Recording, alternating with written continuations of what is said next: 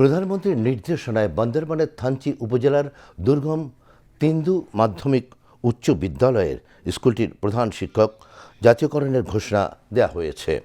2022 সালে প্রতিষ্ঠিত এই স্কুলটির প্রধান শিক্ষক বামং খিয়াং মিংল্যান সহকর্মীদের বেতন দেওয়ার জন্য ছুটির দিনে ইঞ্জিন চালিত নৌকা চালিয়ে আয় করতেন। বিষয়টি প্রধানমন্ত্রীর নজরে আসার পর তিনি তাৎক্ষণিকভাবে স্কুলটি জাতীয়করণের নির্দেশ দেন। জাতীয় সংসদ অধিবেশনে বাজেট আলোচনার সময় শিক্ষামন্ত্রী আনম এহসানুল হক মিলন আনুষ্ঠানিকভাবে এই স্কুলটি জাতীয়করণের ঘোষণা প্রদান করেন। কাজী শারমিন ইসলাম মেথার রিপোর্ট। দুর্গম পাহাড়, আঁকাবাঁকা নদীপথ আর শত প্রতিকূলতার মাঝেও যে মানুষটি স্বপ্ন দেখেছেন শিক্ষার আলো ছড়িয়ে দেওয়ার, অবশেষে সেই ত্যাগ, ভালোবাসা আর অদম্য সংগ্রাম পেল রাষ্ট্রের সর্বোচ্চ স্বীকৃতি।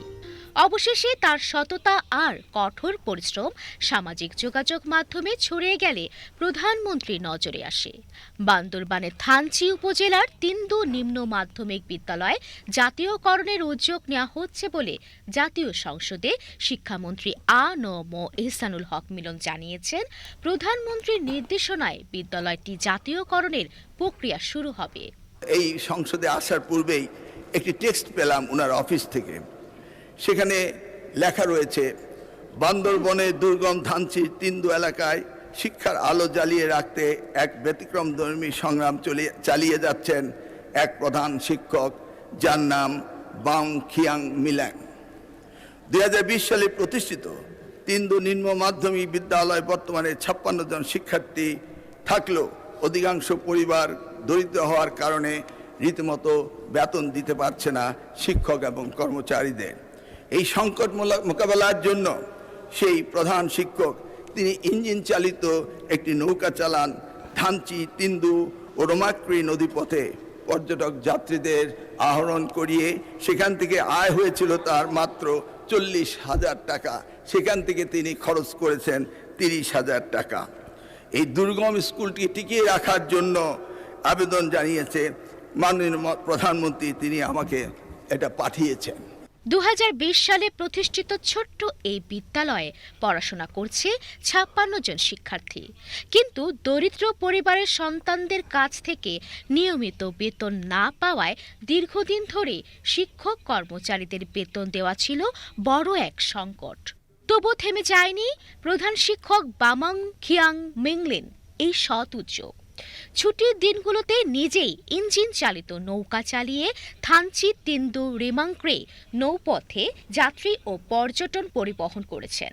সেই কষ্টার্জিত আয়ের বড় অংশ ব্যয় করেছেন নিজের জন্য নয়, বরং বিদ্যালয়ের শিক্ষক কর্মচারীদের বেতন পরিশোধে। আমরা জানুয়ারি থেকে বেতন পাচ্ছি না। মাসের 14 তারিখ আমাদেরকে ইউএনওসিআরের মাধ্যমে আমরা একটা বোট পেয়েছি। ওই বোটটাই চালিয়ে যতটুকু আয় করতে পারছি সেই টাকা দিয়ে আমরা ব্যাংকে জমা দিয়ে ব্যাংক থেকে চেক মাধ্যমে উইথড্র করে আমরা শিক্ষকদেরকে হাফ বেতন দিয়েছি। একজন শিক্ষকের এই নিঃস্বার্থ আত্মত্যাগ, দায়িত্ববোধ আর মানবিকতার গল্প ছুঁয়ে যায় গোটা দেশকে। প্রশংসায় ভাসেন তিনি। এগিয়ে আসেন স্থানীয় প্রশাসনও। বিদ্যালয়ের জন্য বোটের ব্যবস্থা, নতুন ভবন নির্মাণ এবং ছাত্রাবাস সংস্কারের উদ্যোগ নেওয়া হয়। অবশেষে বিষয়টি পৌঁছে যায় প্রধানমন্ত্রীর নজরে। সেই মানবিক গল্প, সেই অনন্য সংগ্রাম রাষ্ট্রকেও নাড়া দেয়। প্রধানমন্ত্রীর নির্দেশনায় শুরু হচ্ছে বিদ্যালয়টি জাতীয়করণের প্রক্রিয়া।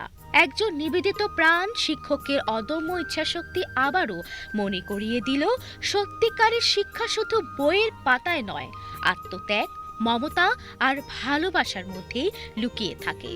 আর এমন মানুষদের কারণেই বেঁচে থাকে স্বপ্ন, বেঁচে থাকে আশা, এগিয়ে যায় বাংলাদেশ। কারণ সবার আগে বাংলাদেশ। কাজী শারমিন ইসলাম মেধা, বিটিভি নিউজ।